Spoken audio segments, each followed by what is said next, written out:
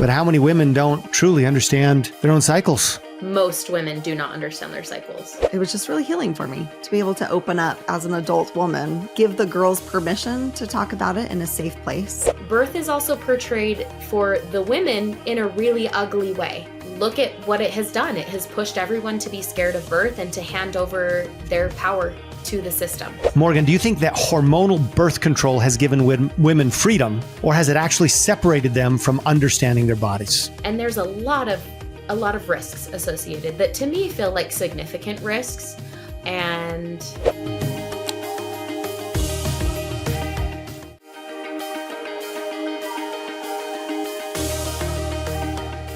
Hi, I'm Stephanie. I'm Seth, and this is The Forever Young Show. The most powerful force in this world is a woman who knows who she is, why she is here, and what she wants to accomplish. And that's where self-care comes in. As a woman, it is my opportunity and my responsibility to take care of me. Self-care for your mind. Self-care for your body. Self-care for your money. Our mission is to serve women as they fulfill their irreplaceable roles in families, society, business, the fabric of humanity. So let's get this show on the road. Morgan Brower is a women's health educator, master esthetician, doula, and founder of Embro Wellness. Through her work, she helps women reconnect with their bodies through fertility awareness, menstrual cycle education, and holistic birth support. She is also the vice president of The Birth Village, a nonprofit in Southern Utah dedicated to empowering women through every stage of life. Whether she's teaching puberty classes for young girls, supporting mothers in labor, or hosting the Birth Village podcast, Morgan is on a mission to replace shame with knowledge and competition with community. Her work is grounded in the belief that women are powerful, especially when they support each other. Welcome to the show, Morgan. thank you. All right, Morgan. So what are you passionate about right now, and what are you doing about it? Right now. It's funny, since we first met, and since since I initially told you about myself and everything, my life took a little bit of a shift, and I am right now at the very beginning of shifting back to what I'm passionate about. So I helped a friend start a preschool, and it's finally at a place where I'm stepping back now into my passions. And so when you're like, what are you doing about it right now? I'm like, not enough. That's what I'm doing, is not enough. Reclaiming your time. It sounds like you made a decision to reclaim your time. Yes. Thank you. So currently I'm reclaiming my time. No, I'm passionate about helping women. And I do that in a variety of ways. And helping women, empowering women. It's funny. I sometimes I have a hard time. I don't love saying empowering women because it feels like such a buzzword these days, but it truly is, when you break it down, what I'm passionate about at my core. I'm the vice president for a nonprofit organization called the Birth Village. We are currently preparing for our annual expo that's coming up September 6th. So we are just a few weeks away from that and kind of in crunch time. So it's part of my job as the vice president to put that on with the president. So we're currently working on that. I run the Birth Village podcast, and we took a long pause from that. Again, I'm like trying to get that running again. I do a lot of aesthetic services for women. So I'm talking to women, just clients day in and day out, whether that's by doing facial, like a variety of facials, or their eyelashes or whatever. I'm like with women, talking to women, solving the world's problems. Like I like to say, whenever we're being real chatty and talking about all of our problems, we're like getting stuff done. We're solving some problems, That's right. Whether it's our own or somebody else's. Exactly. We're talking about all the world's problems and coming up with solutions where we can. And then I do fertility coaching as well. And that kind of encompasses a lot of different things. So I work with women who are trying to get pregnant. I work with women who would like to not get pregnant, but not be on traditional birth control. So teaching them about their cycle, teaching teenage girls about their menstrual cycles so that they can feel good about it and not ashamed or grossed out or whatever. And then birth services. So I'm also a doula, and I've got all of that going on kind of all of the time. My schedule's kind of chaotic, but it really works for me. So I'm doing little bits of all of that all of the time. I love it. What I wouldn't give to have somebody help coach me as a teen girl and about my menstruation and cycle or cycles and everything. Yeah. Wow. What a gift Me to too. those girls.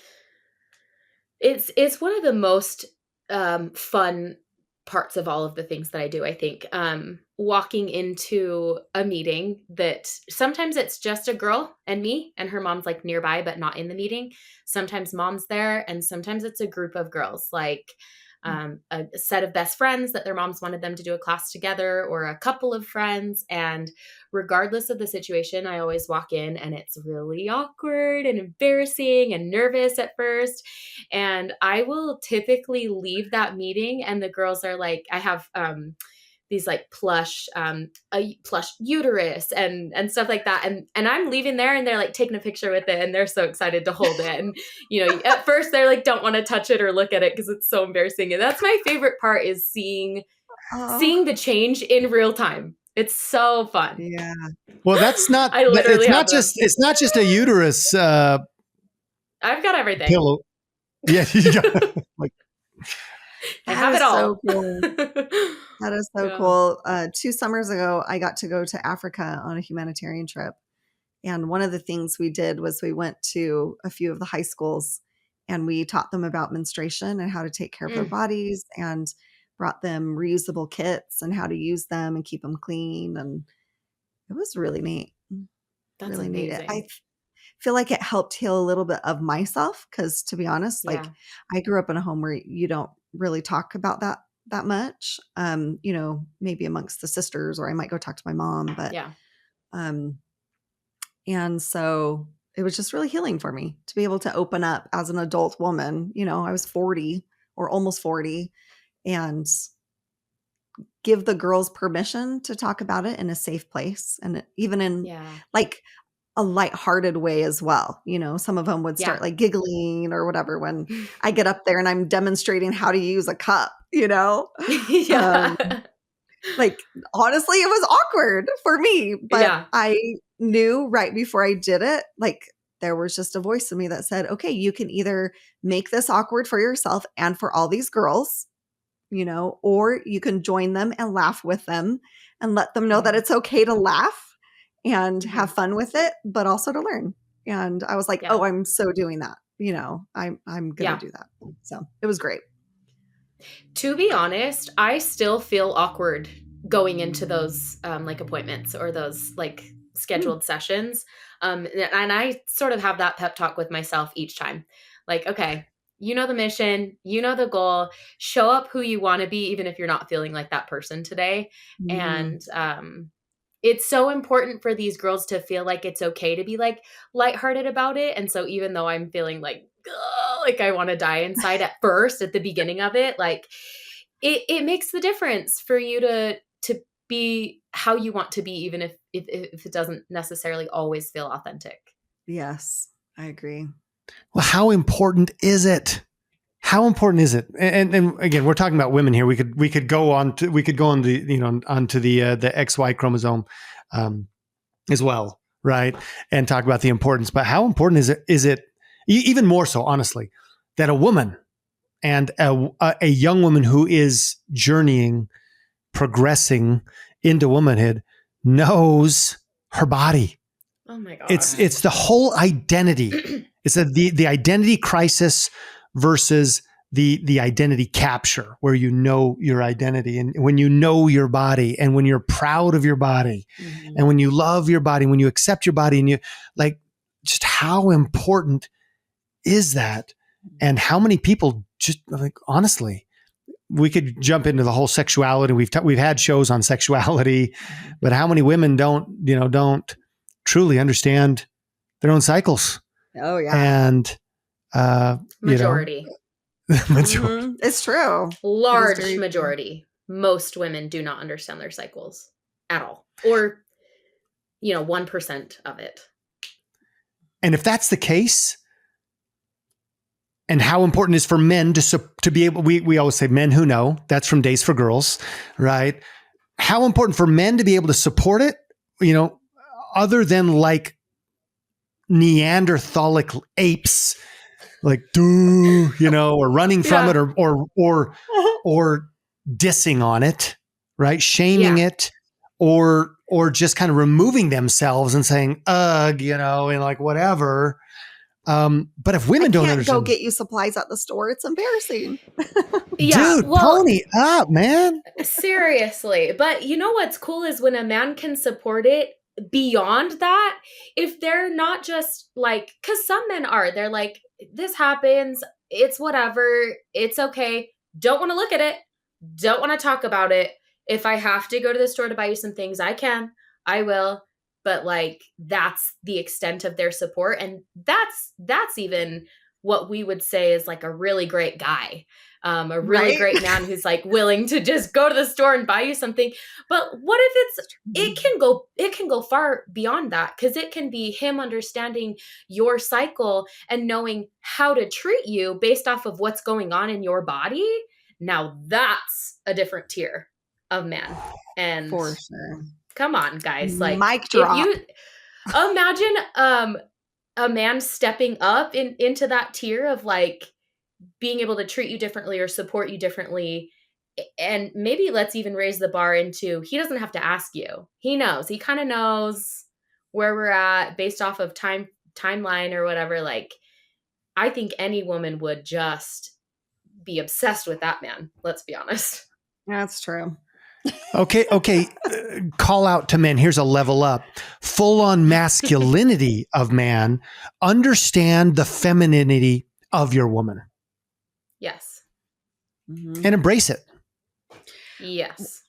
I mean, it's crazy that like, I think I was in my mid to late 30s, so not too long ago, just understanding the ebbs and flow of the hormones and that there are different cycles. The period is not the only cycle, and the biggest one for me was understanding that a man goes through all the hormones and the cycles in 24 hours. And a woman does it typically in 28 days. I'm like, what? Mm-hmm. How have I never heard this before? Like, no wonder there are certain things that men can do any day. And there are some things that women, are up for at certain times of the month. 7 days of the month. Here we are. It's go time, right? And another 7 days of the month. It's like, don't bother me. It's just time to rest. Feed me chocolate and tell me I'm pretty. Exactly. Yeah. Want me to go take a bath?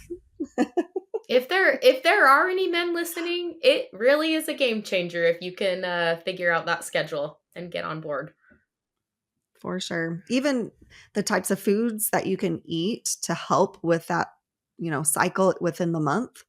Like there's just so much out there that we can learn. There really is. And it truly changes your life too, when you can understand yourself and stuff like that. Like, what should I be eating right now? How should I be treating my body right now at the gym, at home, with friends? It changes your life in a really powerful way. Just taking very, very small bite-size steps to these baby steps to treating yourself the way that your body would like for you to treat it.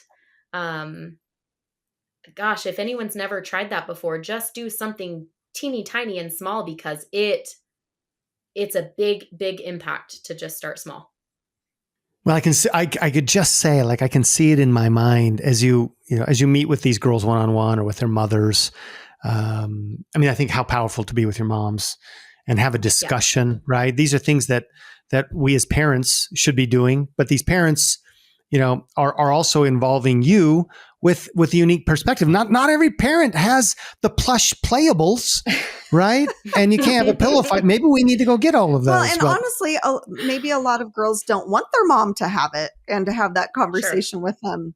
It's more neutral to have a third party come in and talk about that, but still allow your mom to be there. That can be a really good bridge. It can be. And some moms don't know how to talk about it because they never had a talk about it. And so short of like reading a book or listening to some podcasts, they don't know what to say. They probably don't even know very much about their own cycle, but they know that they want to give their child something better, their daughter something better. And so a lot of the time the moms are soaking up the information even more than the girls are. Totally. They've had a few more moons to experience all of this. Yes, exactly. Yeah. Yeah. It's for me to learn all these things about my cycles and about my body has really, like, we talked about at the beginning, empowered me and has helped me to have better cycles and to appreciate even the period and what it's doing for my body and how it's a gift. It's beautiful. It doesn't have to be this big, ugly, dreaded thing. Yeah. Did you used to have like painful periods or just a funky relationship with them? Probably some of both. At times I would have some that were painful. I honestly didn't have like super painful. I mean, maybe some days I would, but I'm also like, well, I don't know. I've given birth at home a few times, so maybe my pain tolerance is different than others. Sure. But I think I've honestly probably been blessed with pretty good cycle or periods. That's nice. But then sometimes, like, it has been debilitating where I'm like, okay, I don't want to move. Like, I just want to lay here. Yeah. And it's okay to do that too. And that's kind of what we're talking about when we say, let's do what your body's asking you to do. Like if you feel like you just need to lay down, you probably actually do. And you probably actually should just like lay down and feel okay about laying down and not feel guilty. Like, oh, there's so much that I have to do, or there's so much that I have to get done. Like your body needs you to rest right now. Just rest. Like just take care of your body because it needs you to rest. And growing up, personally, I never really felt like, I would say that I didn't feel super grossed out by my period, but I also didn't have the relationship with it that I have now, where when I'm in a group of girls and everybody's women, when I'm in a group of women and everybody's like, oh yeah, I hate being on my period, or like, oh, you're on your period, I'm so sorry, that sucks so bad. I love to be the one to speak up, or if they're saying that to me, you're on your period, that sucks so bad, and be like, I actually love my period. I love this time of the month. I love getting to connect with myself in this way that I don't have the opportunity to connect with myself any other time of the month. And so like, stop saying that your period sucks. It doesn't have to. Change it. If it sucks, change it. You totally can. Yes. There's a lot of things that you can do to change it. Yes. Some years ago, I also heard that it's common to have a lot of pain during your cycle or your period, but it's not normal. And once I heard that, then I became really curious as to why. Like, because that's what I grew up knowing was like, well, yeah, you're in your period. It's painful and you feel like crap and, whatever. Yeah. And realizing that I don't have to feel that way. And that just because it's common doesn't mean it's normal. Like really changed my perspective on things. I think the biggest part of that too, with it being common, is because we are not taking care of ourselves correctly. And so that most of us are not taking care of ourselves correctly. And that's why it's so painful. And I think there's another, though, emotional or spiritual side of it, where because it's so, we down deep in our core have been taught that it is painful and uncomfortable and gross and sucks and that we feel that way about it. And there's some healing that can happen from just changing your mindset, if nothing else. You should change your lifestyle as well. But if you can just reframe and go, this doesn't have to suck. And what sucks about it? Let's like break it down and actually, why is this so awful? It's not. If you can change your mind about that, if you can change your own mind about that, there's some emotional and spiritual healing that can happen with that tiny little baby step too. It doesn't have to suck as bad as we're making it suck. Makes me start thinking about birth. Obviously that, kind of leads into it. But Sure. I'm trying to remember some quotes that I've heard. I'll have to look them up later. I'm going on very little sleep. Welcome to motherhood. But just how like we are the portals, from heaven to earth, and we get to bring these babies earthside. And I was like, oh, chills, like this is such a special privilege to be able to get pregnant and to have babies and go through that whole pregnancy and birthing experience and raising these beautiful children. Yeah. I think it's beautiful. Very, very much a privilege. Yeah. While we're on this subject, I have to, we have some rapid fire questions that may ruffle feathers or may cause some deep thinking or may be contrary to prevalent societal trends, but aren't necessarily, and like, wait a second, but absolutely pretty much are lame ideas. So weigh in on this. Okay. What's your retort to this? Morgan, do you think that hormonal birth control has given women freedom, or has it actually separated them from understanding their bodies? Unfortunately, the latter. I think that it's provided some freedom to women. Yeah, it's in the way that it has given an additional option that some people are grateful to have and to use. But really, when it comes down to it, if we did just understand our bodies and we had that education, especially and specifically from the time we were young, if we were tracking our cycles our entire lives, we wouldn't really need it.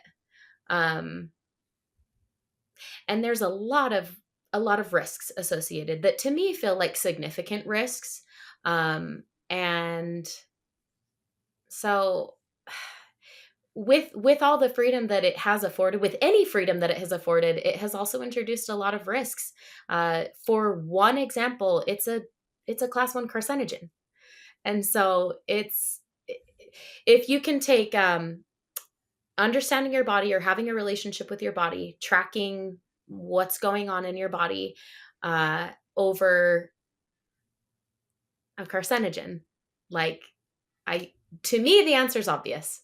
So maybe it has afforded people freedom. And I think that some people would feel that it has afforded them some freedom. And really, I think that it has put them in a box where it's out of now their body and the cycles that their body is going through. First of all, now their body's not going through cycles, not real cycles, which is a health issue. And then second of all,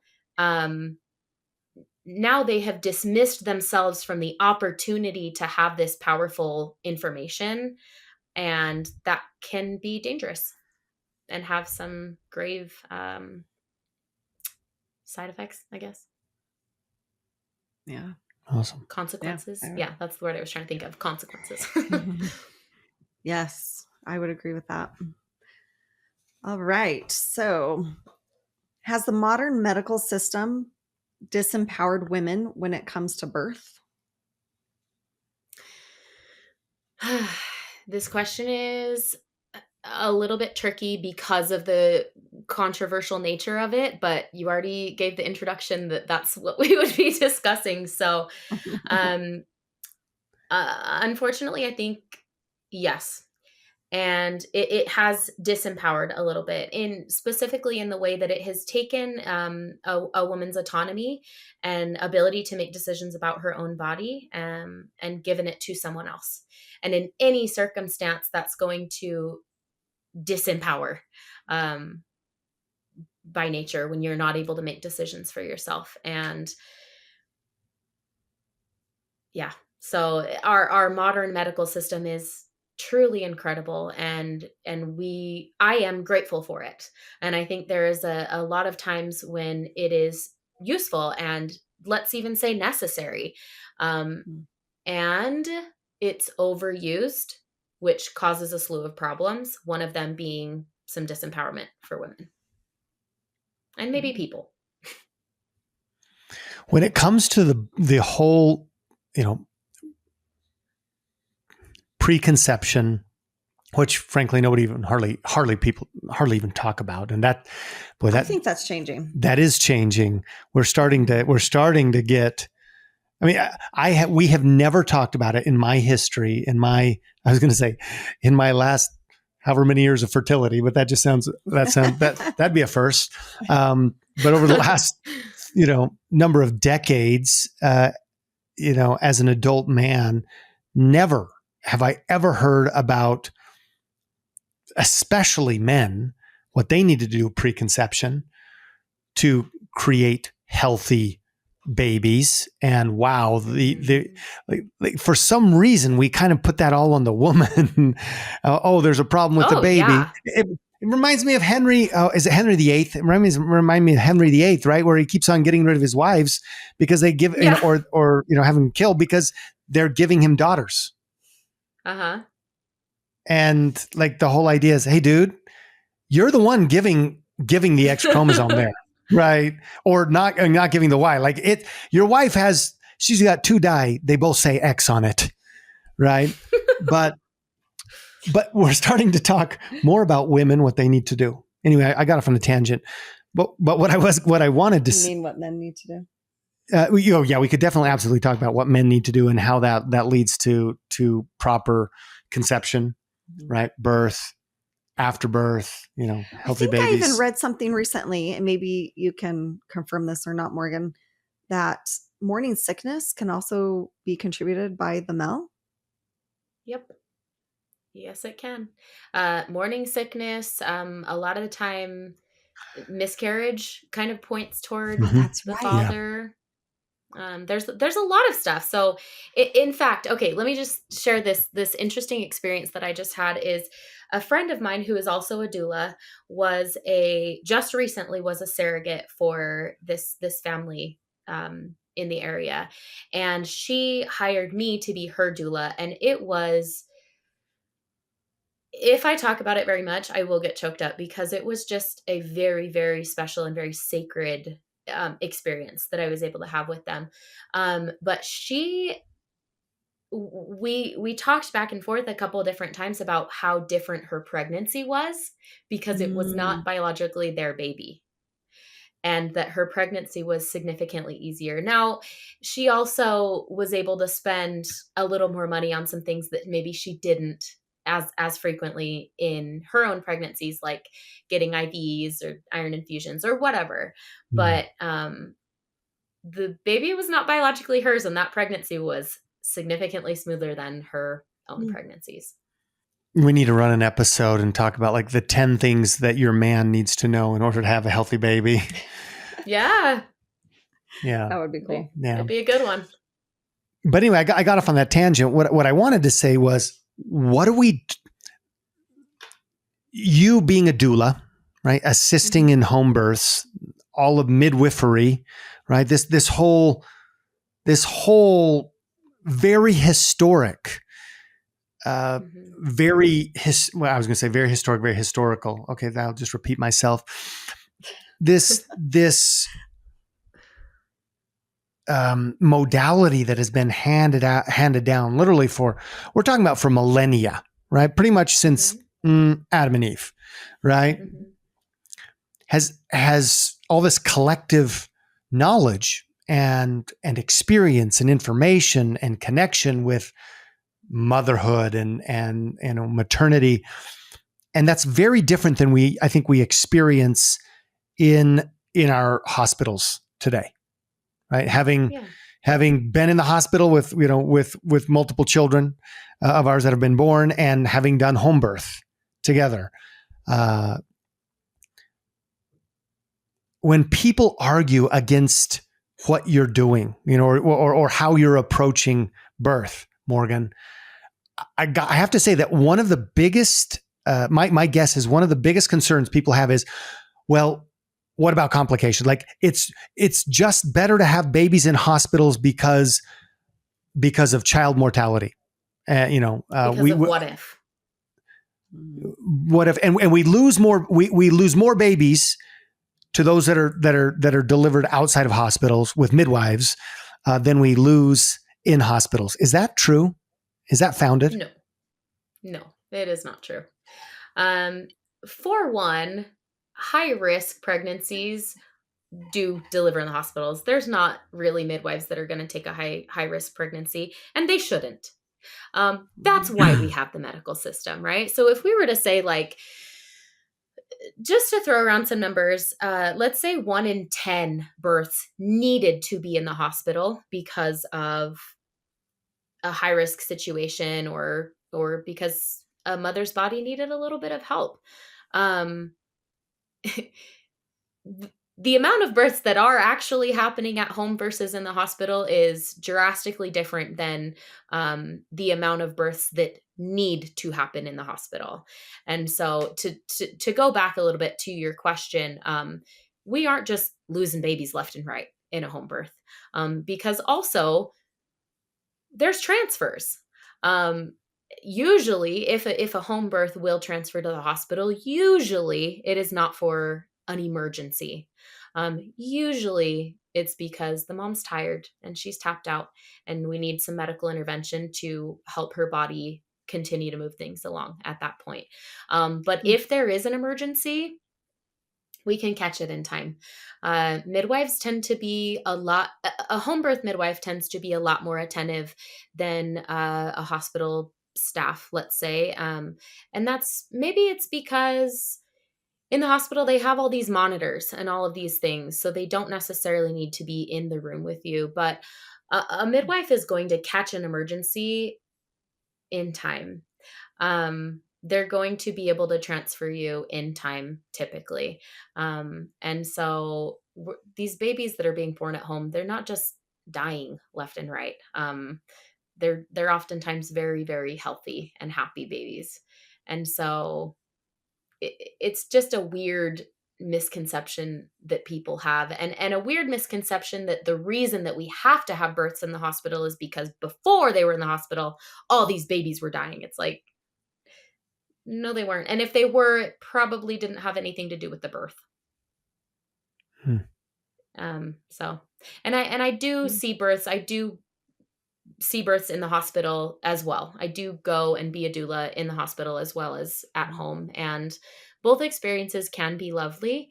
But it's crazy. People are so concerned about the what ifs, the what if this, the what if that, what about this emergency? What about that emergency?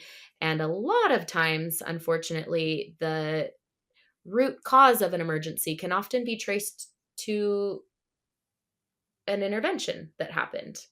And hospitals do way more interventions than home birth midwives do. I think for me, having 2 children in the hospital, epidurals, doctors, and then going over to use midwives and have them at home, which is drastically different in my opinion and experience. For me, it was really kind of scary because when I got pregnant the first time, my sister had her baby stillborn. And that was only the second grandchild of the whole family at the time. Now there's like 27 or something. But, and so after that happened, each one of my pregnancies, it's almost like I have some form of PTSD from it or something, because I'm constantly wanting to like I got one of those heart Dopplers so I can check the baby's heartbeat at least, every few days or once a week or whatever. And anyways, just because of the what ifs, because of what happened, to my sister. And then 2 years later, my ex-sister-in-law had a stillborn as well. And so, that's been kind of on my heart. And so when I first went to the midwife clinic or midwife, oh my goodness, I need more sleep. the midwife clinic, I was just praying to God to ask for confirmation that this was the right thing for me and this baby that I was carrying, and to give me peace and to know what answer or questions to ask. And then anytime that I did that and the midwives gave their answers, it always brought me great peace. And they said some of the same things, like most of the things we can catch before you actually go into labor, before you have your baby. And they also have requirements. You have to live within a certain amount of time from a hospital, and Yes. they come into your home and they assess if it's a safe place to be able to have a home birth, and that they can move freely to, help you and the baby. And all those things really helped me to understand that it's not just like free birthing and the midwives are just going to show up, Yeah. There's protocol and there's a system that they go through to make sure that everything is really, really good and safe. And that brought a lot of peace to me. Yeah. This isn't just some lady that lives down the street. Like she's very trained and very prepared. Yes, definitely. Even to the point of having resuscitation gear on hand. Some of them will, some of them don't, and some of them are allowed to carry Pitocin, which a lot of times people are like, "Oh, well, I had to have Pitocin because of the bleeding afterwards or whatever." And it's like, well, some midwives do carry Pitocin, and there are answers to all of these what ifs that if people are willing to, like you, even though they feel scared, go and find out and ask their questions, it does provide a lot of peace, and it does provide, I mean, ask the questions. There's answers to all of these what ifs that anybody is scared about, and the midwives are great at answering them. And I'm glad that you were able to find peace in that, because it sounds like you had wonderful experiences. And yes, you could have had great experiences in the hospital as well, but there's just something different that you can't explain to somebody who doesn't know. If you don't know, it's hard to explain it. You can having children, bringing children into this world is absolutely one of the most sacred things that you can ever do in this life. And when they put those babies in your arms after they've been born, and you're touching heaven, and the smell and just everything, like you melt. It's amazing. Mm-hmm. Next level. Take all of that, all of the good. Next level when we did a home birth. Next level when we moved, when we used in education and all of the the prenatal work, frankly, with our midwives. I mean, all the endless, I say endless, the weekly meetings, whatever they were, and it seems like it was weekly. It's not weekly till like the last 6 to 8 weeks. Okay, for the last 6 to 8 weeks, it's weekly, but the connection that you're able to create, the participation, frankly, that me as a father, that I was able to have and to really experience with my wife, was next level, completely elevated and magnified, and truly one of the two most beautiful experiences of my life. And so thanks for doing that, babe. Anytime. Yeah.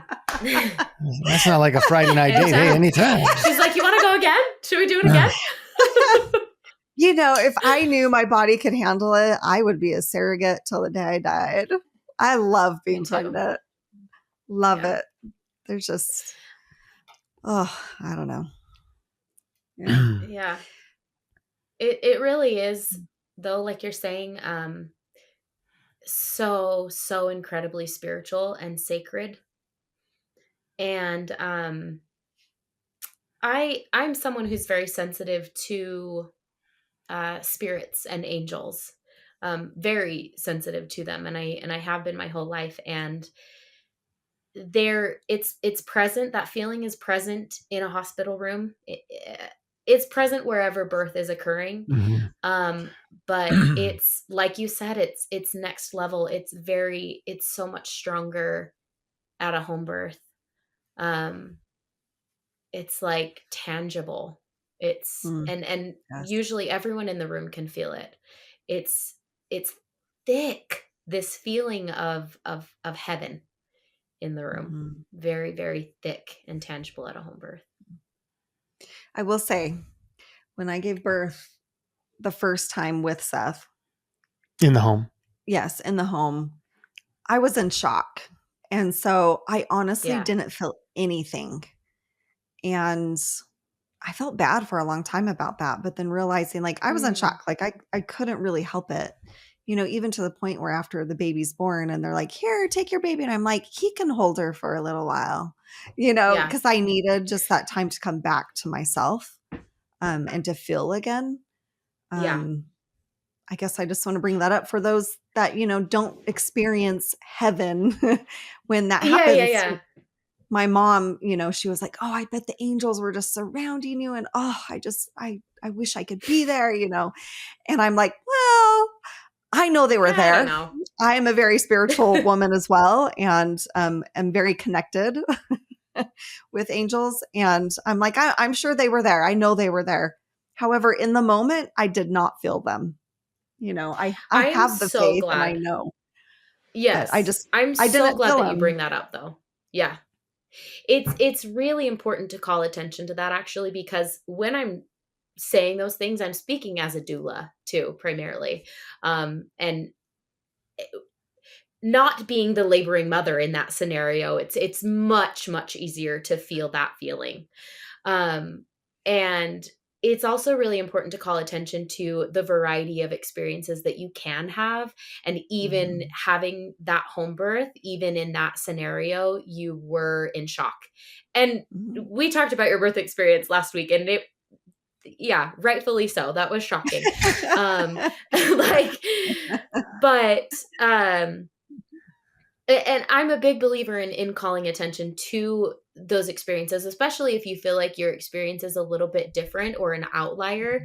Because if we can speak up about our experiences, then no one has to feel alone. There's very rarely Yes. a completely unique situation that we as human beings go through.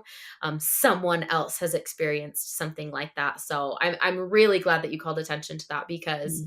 yeah, I'm not, when I'm speaking about that tangible spiritual feeling, I'm more so coming from the standpoint of a doula who is in the room and able to feel that feeling and not Yes. have gone through something dramatic.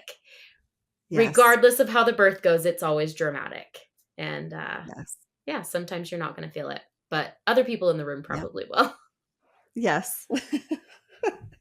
Clearly my husband did. So I'm grateful. It was Yeah. amazing. It was amazing. And I was glad to take a little more of the yoke of the burden, because you already did the hard work. It was amazing. All right. So some people say doulas are unnecessary because we already have doctors and nurses. What's your response to that? A doula has a very, very different job than a doctor and a nurse and a midwife. Um, a doula is there to advocate and to support, and that looks like support physically, emotionally, mentally, informational. Um, and the doctors and nurses, frankly, they're not providing that support and that advocacy to you. First of all, it's not their job to. It's a doula's job to. Second of all, they probably don't have time to. A doula does, because you've hired them to be there and to do that for you.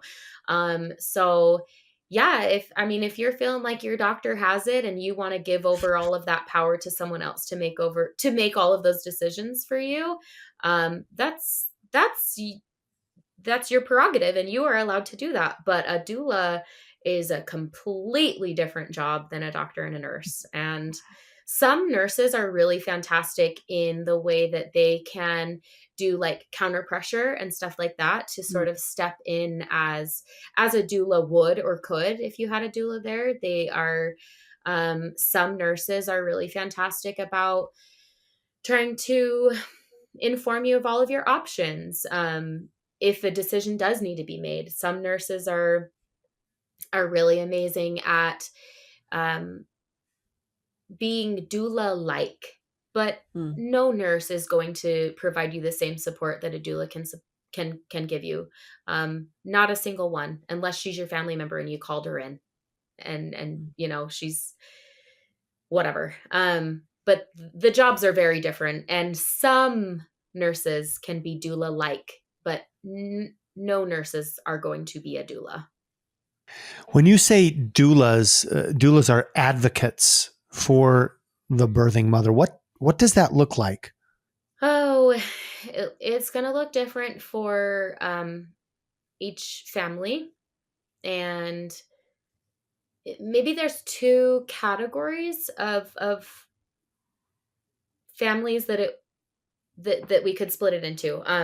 So, and it kind of comes down to the involvement of the father, or partner, if there's not a father there, but there's another partner there, of any kind, your partner, your mom, your sister, whatever. But if a husband and a father or a partner is really present and a great support person, sometimes a doula is there to support them, to make sure that they're getting the breaks, to make sure that labor of supporting a laboring woman is spread out, because that's exhausting. That's a big job to have. To advocate, meaning to make sure that this family is getting the support that they deserve, the support that they want, to help keep things on track according to the desires of this family for how they'd like it to unfold, the birth to unfold as much as possible. There's a lot of things that are out of our hands.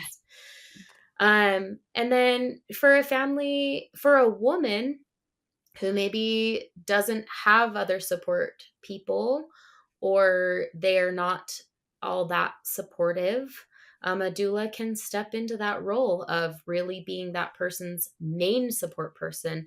And I would say that the opportunities that I have had to be the main support person for a laboring woman are much fewer. Most of the time, the partner, and I'll say husband or father, because that's usually the occasion that I have been a part of. A lot of times he's really great and he's really present and he's really there, but he doesn't know very much about birth. And so I can help him. First of all, I can help him learn. I can help him be like, hey, why don't you hand her this? Or why don't you push on her back this way? Or if they come in and say, hey, we need to do such and such a thing to help keep things moving along, I can talk to that family and make sure that they understand what that means. Or an extra set of eyes. Let's say mom and dad want to do a delayed cord clamp, for example, and I'm there and mom and dad are just staring at their brand new baby, and I'm noticing that maybe the clamp's coming out a little earlier than we anticipated. I can be like, hey dad, why don't you, it seems like they're ready to cut the cord. Are you ready? And then he can step in and be like, no, thank you. We'd like to wait a little bit longer, or yeah, sure, or whatever. I'm not there to like bulldoze any hospital staff or any medical professional. I'm really not. And I'm really there. I'd like to be friends with them and I want to be on their team. And I think that I do a really good job of doing that. Usually I'm friends with the hospital staff as I'm leaving the hospital, but they don't always they follow their protocol and their procedures and their what's normal for them. And so especially if a family wants something a little bit outside of the norm, I can help advocate to make sure that that's going on, especially if it's appropriate, right? I'm not going to step in if to prevent an important intervention or something like that. But there's a lot of ways that a doula provides advocacy. And so I've shared some of them, and there's definitely some details and things that I've missed there. But I think some that I've heard, to go along with yours, is sometimes the doulas will need to step in and invite some people to leave the room if they're causing problems for the laboring mother, or even talk to the nurse. And if, that person can't step up, then they need a new nurse. They can advocate for that as well, which I think is great. Because like when you're in the middle of laboring, The last thing that you want to have to do is fight for, what is best for you and your baby, or to ask your mother-in-law or whomever, somebody that shows up unwanted or wanted and then starts behaving unwantedly. Yeah. The mother doesn't have to worry about, just, hey, Managing the you take care of environment. this? Yeah. Focusing That more on, that should not be her job. yes, focusing more on bringing that beautiful baby to this world. So, Yeah. Case in point, you talked about delayed cord clamp. Yeah. It seems, are we correct in assuming kind of generally that if you're doing a hospital birth, there basically is a protocol and they want to clamp that cord sooner than we might in the natural birthing world? Significantly sooner. Even now our hospitals are getting a little bit better about delaying the cord clamp is becoming normal and more normal. And yet it is still significantly sooner than you would in a home birth scenario or a birth center or something like that. And just as a reminder, again, I mean, one of the things I'm literally just thinking, I feel like we're around a campfire. And there's a this bunch. This doesn't count as camping. Oh, that's exactly what I was trying. No, but I feel like we're really having this ancestral type of discussion tonight. The kind of stuff that's shared, in lodges and lodges on the American plains and yurts in Mongolia. You should come to one of my girls' nights. and girls' nights in all around the U.S. But just sharing the sage wisdom, because what is communicated to us, the stream, if you will, the river of communication that flows over us, really determines our culture and our destiny, right? So I think of sitcoms, growing up, where they typified men in a birthing situation in certain ways, right? Or fathers in a certain way as Neanderthal idiots who don't know anything, who can't see anything. It's like, dude, you saw your wife naked, like when you were married, and now you can't see her while she's giving birth. Like, come on, right. like, anyway. But that total separation, right? That disconnection from life. And I feel like this conversation is so valuable for all the women and men who are listening to it, just because we're setting those standards again. We're bringing the truth, right? The old ways, where there's so much wisdom. Again, talking about cord clamp. But Morgan, can you really, really briefly just clearly explain why in the natural birthing world are we so adamant that we want to delay that cord clamp? In other words, right, we want to delay severing the connection of the umbilical cord between mother and baby. Well, or the placenta. And placenta. Yeah.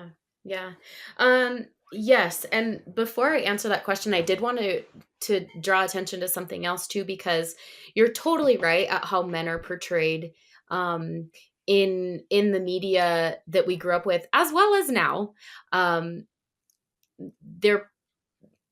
They're portrayed as not really having anything to do with birth.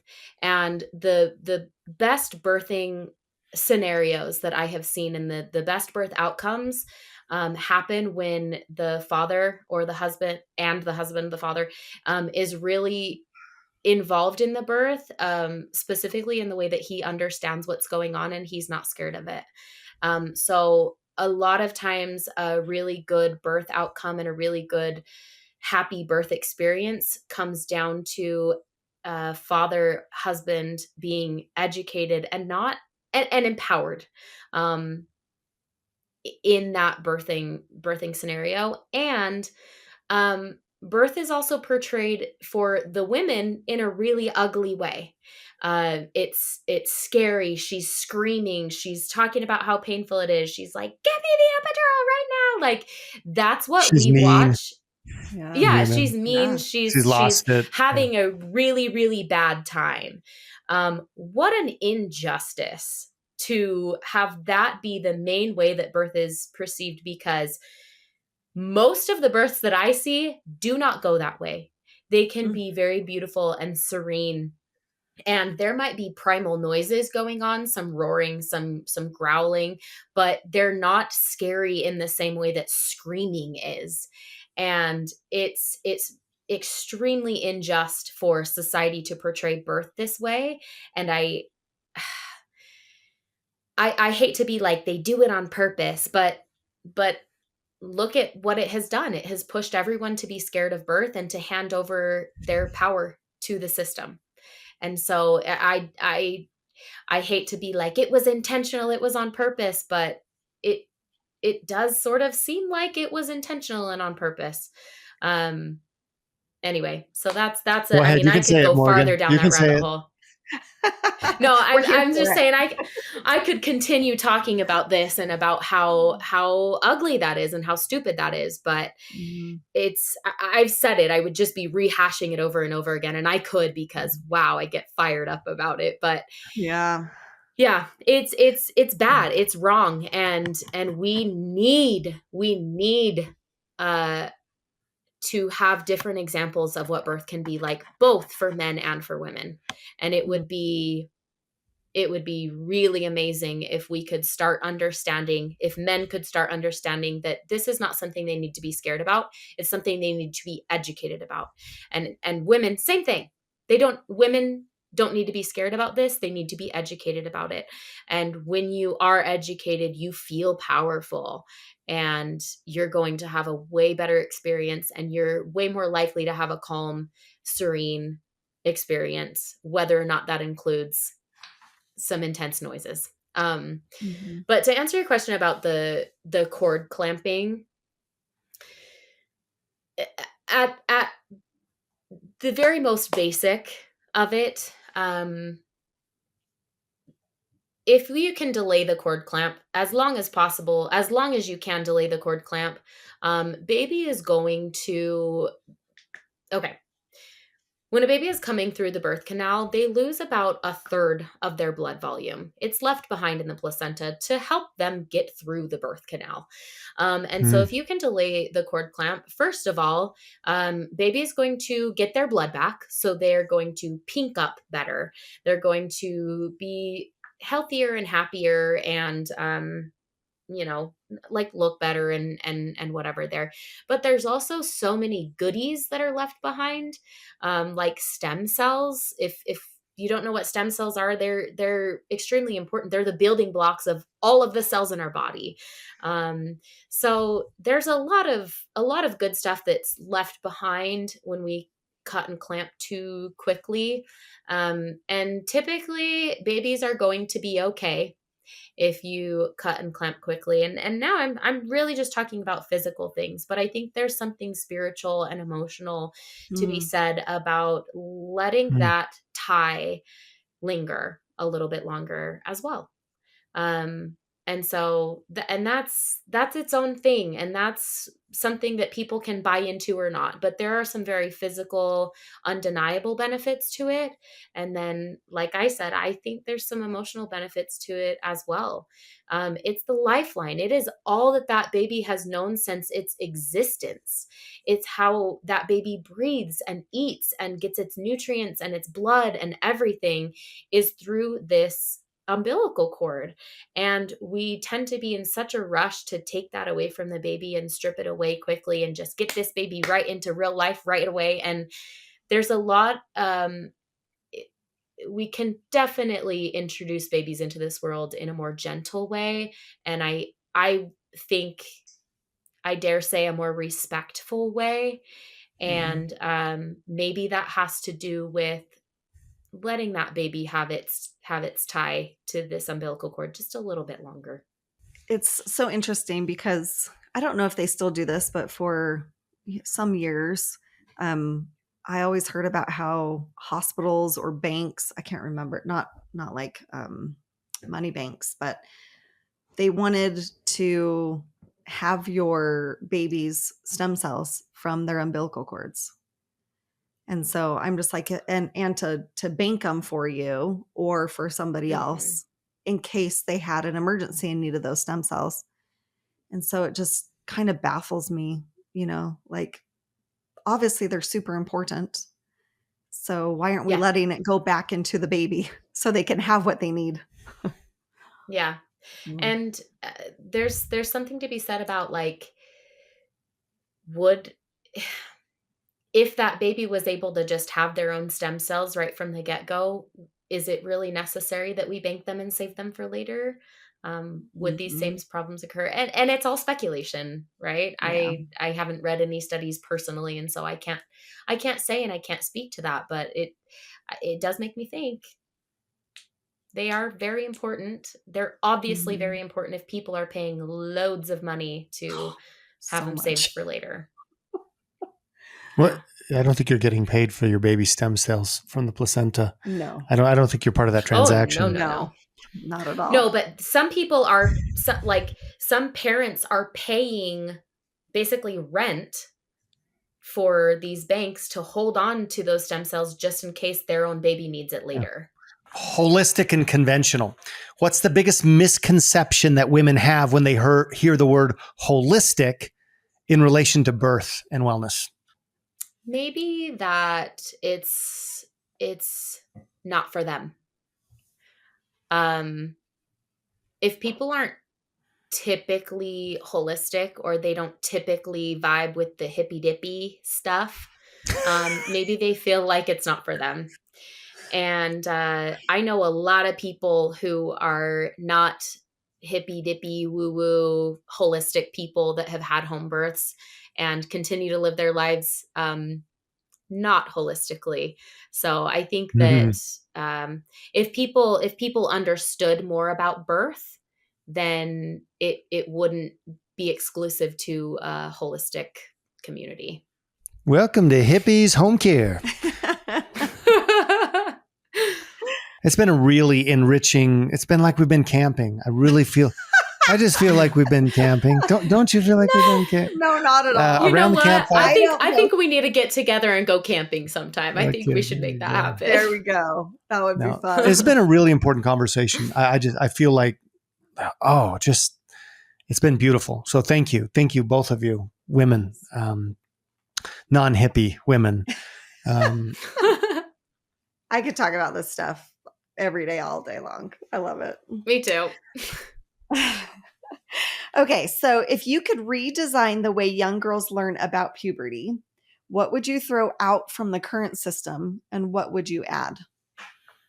There's not a lot going on in our current system. You have this really awkward class maybe in 5th grade. And depending on the state that you live in, it depends on whether or not your parents signed a permission slip. And the boys go to a class where they feel like they got a pretty cool life and pretty cool bodies. And the girls go to a class where they're taught to conceal their period products and put them in this baggie so nobody knows and hide it in your sleeve and pass it to your friend. And, girls leave the maturation class at school feeling dread about what is to come for them. Boys do not go through that same experience and leave feeling the same way. That's wrong, because our bodies are incredible. Our bodies are amazing. And I think that if you can tap into your menstrual cycle and like being in sync with it, you're unlocking basically a superpower. And that's what girls should leave their maturation class feeling like, is like, whoa, if I can really like get in tune with my body, I can be unstoppable and powerful. And that's a huge, huge problem to me. It's a huge miss of the mark to have girls leave feeling dread. They should not feel like that over something that is inevitable and will happen to them and can actually be really amazing and powerful. First of all, because that's just the way that our bodies are, and our bodies are amazing and powerful and wonderful. And also because it's what gives us the opportunity later in life to do the coolest thing that anybody will ever do. And that is to be a portal of life. So cool. Hello. That's what girls need to be thinking and feeling, and like, oh, this is cool. Like sometimes I will feel like on top of the world, like I can get anything done. And sometimes I'm going to feel really like I want to plan ahead. And like, instead of just being like, oh, sometimes on your period, you're going to have cramps and, it's going to be really lousy. What if we were just taught that that's our winter, that that's our time of rest? There's power in that too, that that's our time Yeah. of introspection and reflection. Whoa, how cool is that? If a girl left her maturation class knowing that if she got really introspective and reflective on her period, that it would set her up for some amazing times in this next cycle to come. It's like, men don't have that opportunity because they do have a 24-hour cycle. They're like the sun, rises in the morning, goes down at night. That is a man's hormone cycle. But to be able to be like planning your life based off of how you're going to be feeling and looking ahead and just being in tune with it, there's seriously some power behind that. And instead of teaching these girls to find and feel the power behind being in sync with their cycles, they're just not. And it makes me so sad that girls don't have that, because they could, and because they could, they should. Mhm. They should be happy about their bodies. They should be um, uplifted and empowered just because they are a woman. Let's just be happy with who we are and what bodies we have. And yeah, we're hugely, hugely missing the mark.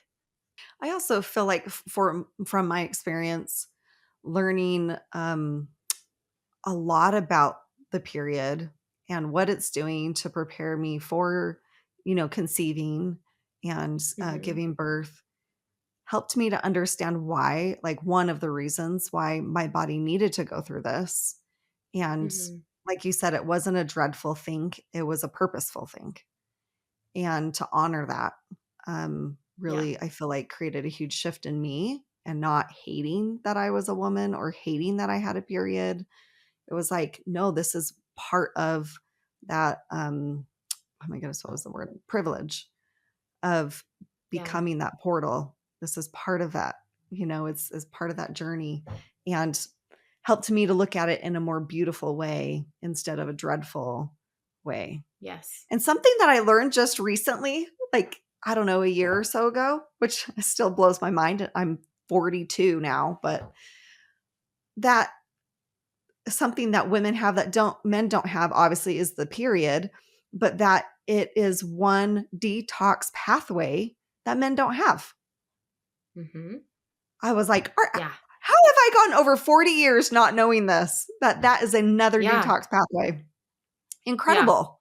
What a gift Like from it's actually God. special. Yeah, Yes. exactly. It's Yes. special, and it's like a snake shedding its skin or something. It's like it's so powerful, and when you do add the purpose behind it, um it feels special, and you can treat Mhm. it like it is special. In some cultures, they they save the period blood and use it for a variety of things because to them it is special and it is sacred. And we have the Mhm. complete opposite thing: hide it, put it away, don't talk about it. um Act like it's not and even happening. yes, yes, go to your sports like it's not happening, hang out with your friends like it's not happening. It is Mhm. happening. Let's acknowledge it and treat it Mhm. like it's special, because it is. And I think something else too, sometimes, as far as what we learn as young girls, is that like the reason you have your period is so that you can get pregnant someday. And where that is technically, that is true. Um, Mhm. I think that we can talk about it in a different way too, because some girls, if they're not looking forward to that, I was not a girl that looked forward to having children. And so then that even exacerbated the problem of me looking at my period like a burden. And Mm. so it's not like your body's desire, like your body can't desire to be pregnant. Like you don't, your uterus is not hoping to be pregnant. It's not a thing. You're attaching emotion to something that's not there. But it's preparing to, just in case it does happen. If and when it does happen. And so um yeah, I haven't perfected that yet, but I do think that that can be problematic for some girls, depending on the girl. Mm. I could see that. I definitely was one of the ones since I was a little girl that wanted to be a mother. And so Yeah. this brings a new perspective to me, because that wasn't my experience. So thank you for sharing that. But I mean, yeah, it is special though. It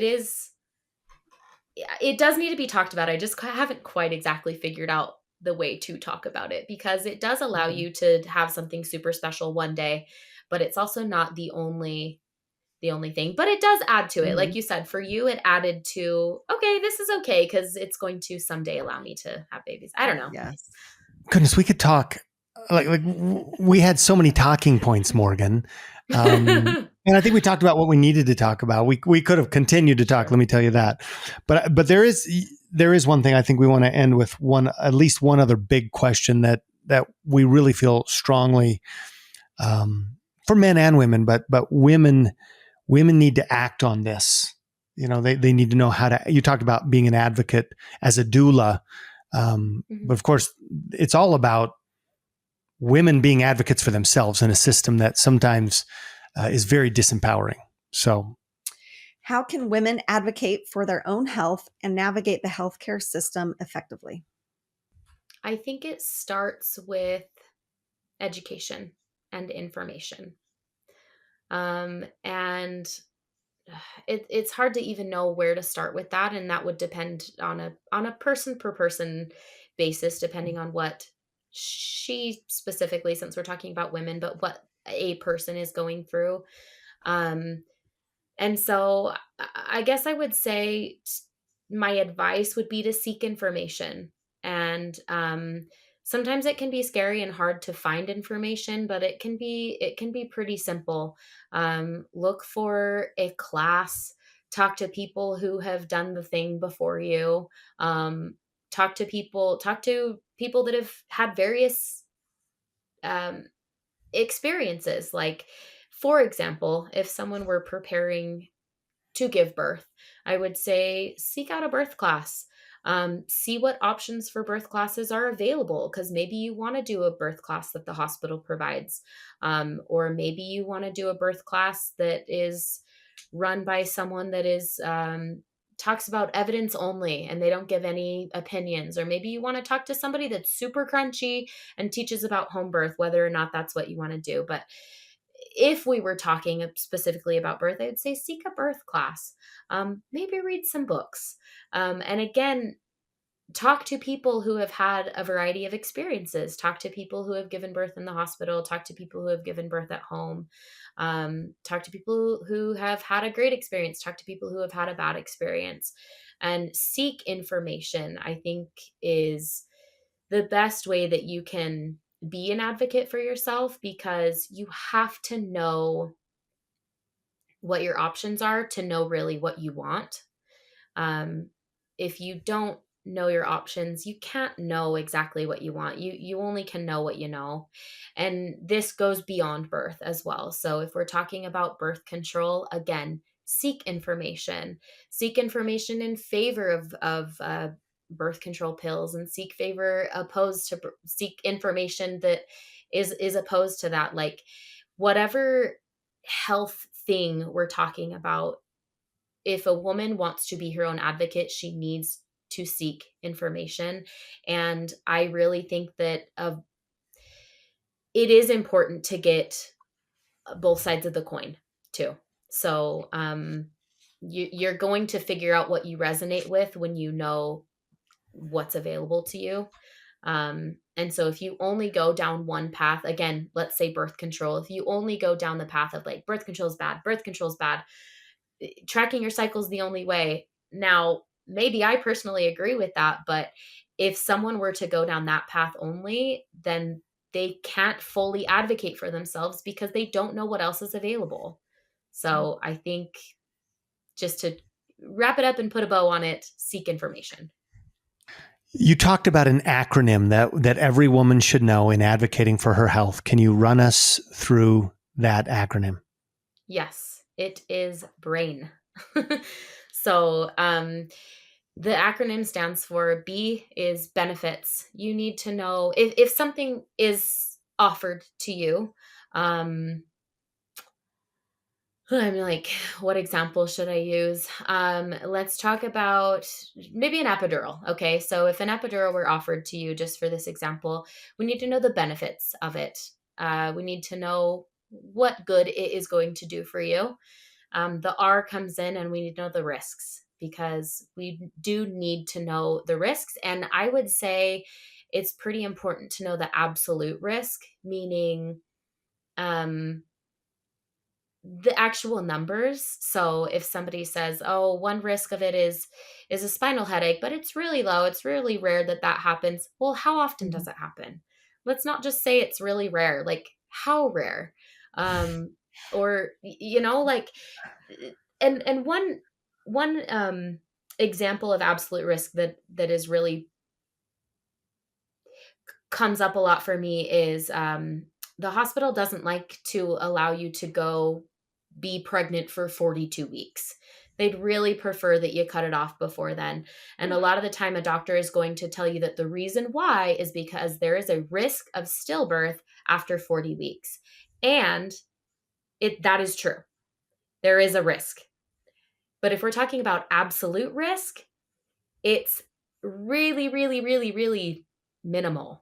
And if we're talking about the risk doubles between the weeks of 41 weeks and 42 weeks. Well, it's still really, really, really, really low. And so knowing the absolute risk is pretty important. Back to the epidural example, if somebody said, oh, there's a risk of being a little bit sore in your back, it's a really low risk. Well, how much? Because 20% risk is significantly different than a 0.5% risk, Right. So knowing the absolute risk is pretty important, I think. So that's B.R. The A is alternatives. Is there anything else that we can do? What are all of my options right now? What are the benefits and risks of those options, of those alternative options? B.R.A.I. Oh gosh. I'm like, I need to look it up really quick. I is... Why can I not remember? Do you have it? Intuition. Yes, thank you. I is intuition. My mind really wanted me to say information, and I was like, it's not information. I is intuition, and I would like to say that you're going to have more power to tune into your intuition with all of the information. With the information of the benefits, risks, and alternatives, you are going to be more in tune to your intuition and have basically earned that intuition. So what do you feel like? What does it seem like is right for you? Because there's a lot of value in that feeling there. And then N is to do nothing. It's always an option to do nothing. And whether that do nothing means permanently do nothing or wait a little while. If it is an emergency, do nothing may not be an option, and you will know. If you can ask your medical professional, can I pray about it? And they say, sure, then it's not an emergency and you can do nothing, at least for the time being. Mm-hmm.